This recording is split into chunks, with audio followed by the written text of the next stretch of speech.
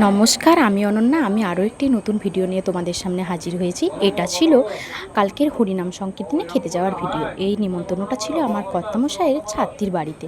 তো সবাই মিলে আমরা দুপুরবেলায় গিয়ে হাজির হলাম। আর ওদের বাড়ির ভিতর দিয়েই দেখলাম হরিনাম সংকীর্তন চলছে।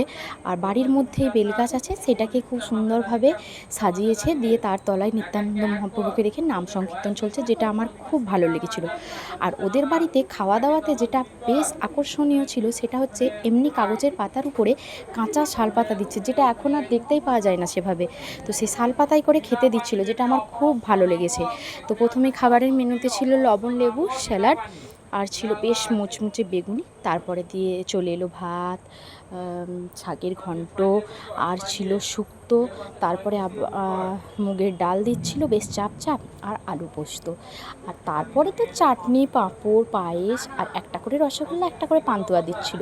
আর লাস্টেই আমার প্রিয় একটা আইসক্রিম দিয়েছিল, যেটা বেটুও খেয়েছিল। বেটু বাড়ি থেকে খেয়ে গিয়েছিল, তবু আইসক্রিমটা দেখে ও খেতে চাইছিল, তাই তাকে দিলাম। তো আমার ভিডিওটা ভালো লাগলে অবশ্যই লাইক কমেন্ট শেয়ার করবে। টাটা।